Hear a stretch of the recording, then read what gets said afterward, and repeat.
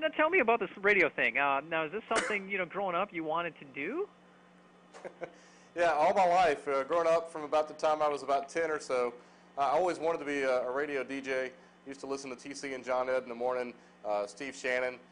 Both of them, all of them were on WSGN back when I was growing up.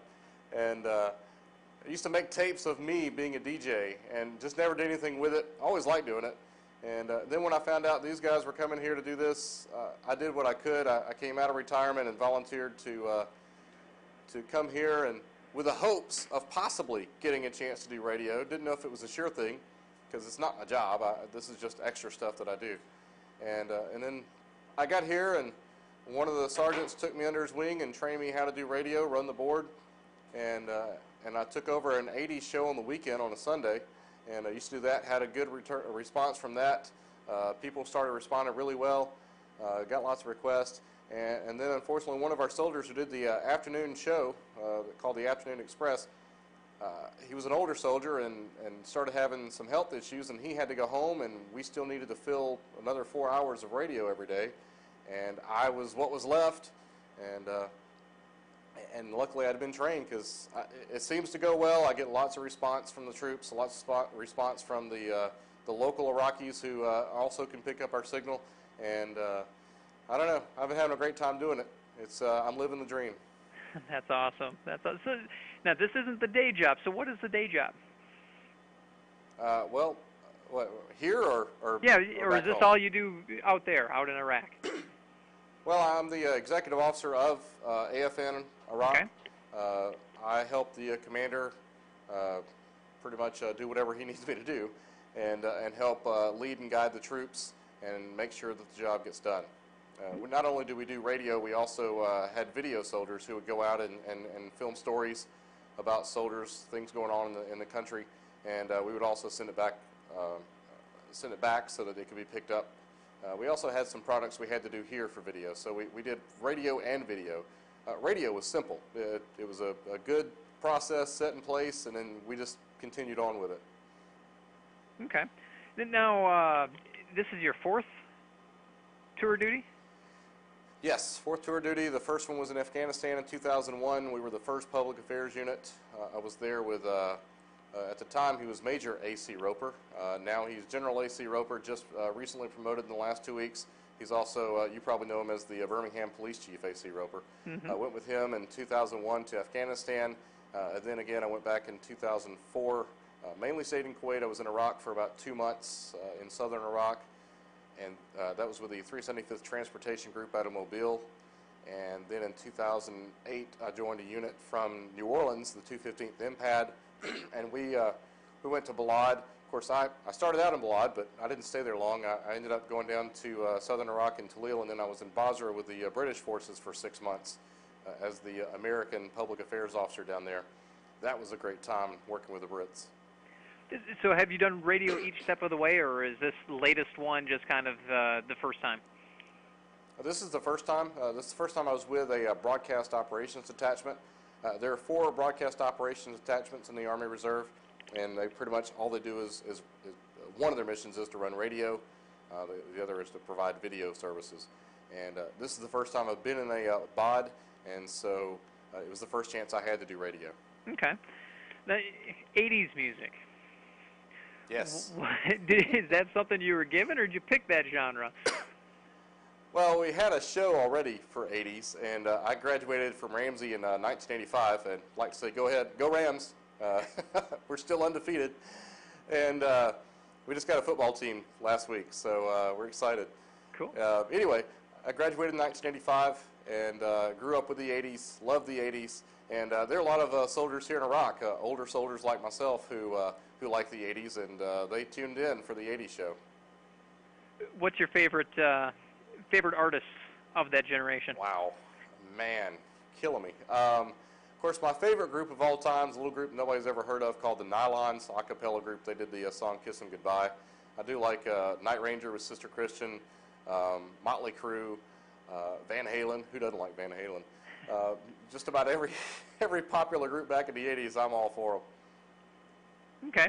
Now, with the your latest shift is the Afternoon Express, right? Yeah, it's called the Afternoon Express. I did that for about a month and a half, and then after that I had to kind of get off the radio for a little bit to help the unit redeploy, get all the paperwork done for that, and then finally this last week I was able to get back on the radio. Actually, my commander got lots of emails once I got back on from people who were very happy that I was back on. So obviously I found something that people like. And now as you're just getting back on, you're just getting back off too. Tomorrow's the final day? Yeah, tomorrow is the final day. Friday is the final day. It's the final broadcast of Freedom Radio here, originating from Baghdad. We've been here since 2003, right after, I mean, we're talking like just a month or so after the invasion. We set it up, and then I've been broadcasting ever since for the soldiers. At first it was run by Air Force and Navy, and then after that they gave the mission to the broadcast operations detachments. Tomorrow is the last day, or Friday is the last day, and it's a sad day for all of us here, mainly because, of course, we'll be leaving within the next 30 days or so. A lot of the other soldiers will still be here until toward the end of the year. We feel like we're letting them down a little bit. This is a part of their life. It keeps them going during the day. They can listen to it in their office. They can listen to it out when they're driving along. It's just something to kind of break the monotony, break the silence, I guess, in their offices and out when they're in all their shoes and everything. So we feel like we're letting them down, but unfortunately it's just something that has to be done. Somebody's got to leave first. Not everybody can be the last one on the plane. So. Very true. It does a lot for morale. Just touch on that some more, you know, what it means to the troops, everybody that's over there that's listening.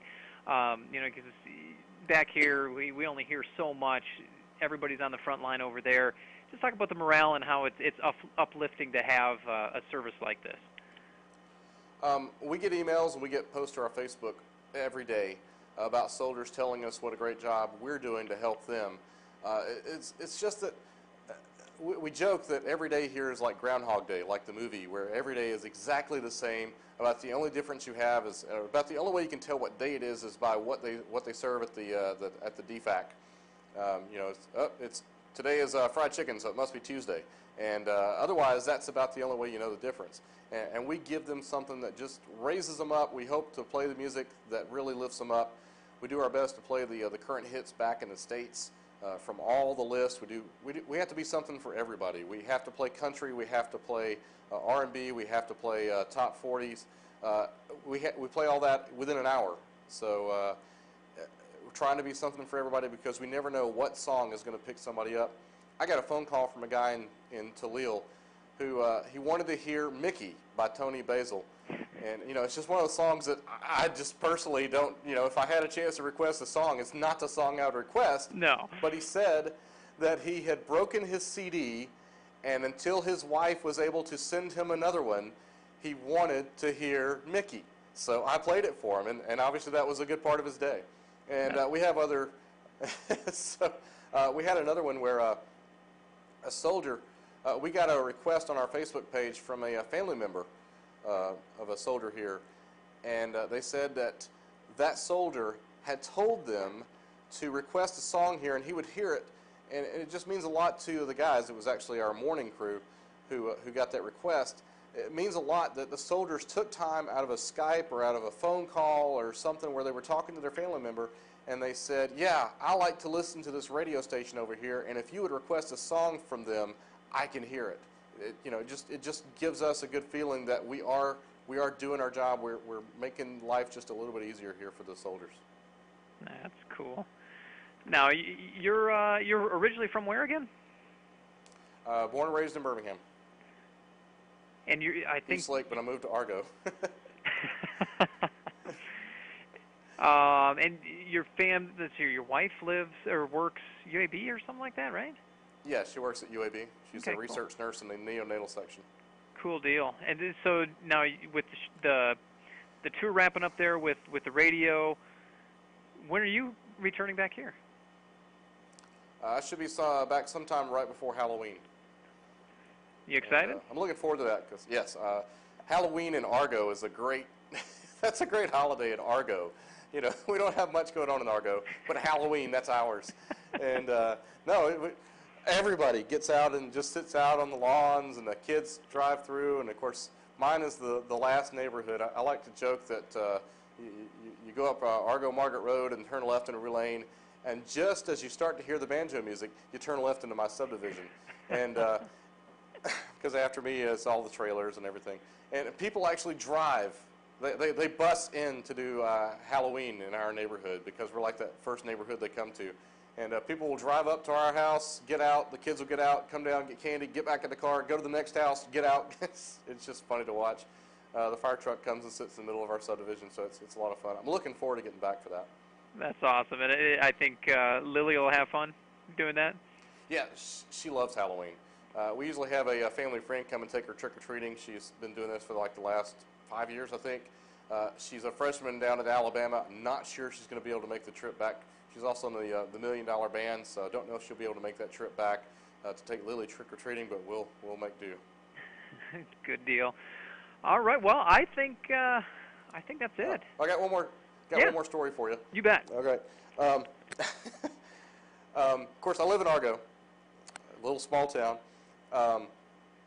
My next-door neighbor, came home and asked his wife. He said, "What does Chris do over in Iraq?" And she goes, "I'm not sure. I think he's on the radio or something." So they went and confirmed it with my wife, and she said, "Yeah, he does a radio show over there." And he says, "Yeah, well, I was in the Navy, and I have a few friends that I'm still friends with, and they're over there, and they mentioned that there's a guy from Birmingham here on the radio, and it turns out I'm next-door neighbors." Wow. That's just crazy. Is this something you want to continue when you get back here, or are you going to retire? As far as a reserve, I'm already retired. I'll go back into retirement, and my wife has pretty much told me this is it, last time. So I'm hanging up the hat and the boots. As far as doing radio, I have gotten permission from Household 6 that I can look for possibly a weekend job at a radio station if somebody will hire me. Well, best of luck with that. Well, thank you. All right. Well, that's all I need, sir. Best of luck. Okay. And, all right. Thank you. Look forward to getting you back here stateside and letting you enjoy life some more. All right. And do you know if this will go on tonight or? This is going to go on. We're going to have both? something at 5, and then we might sneak something on at 10 as well. Okay. But it'll be online either way. All right. Well, thank you. Not a problem. Take care, Chris. All right. Have a good day. All right. Safe travels. Bye. Bye.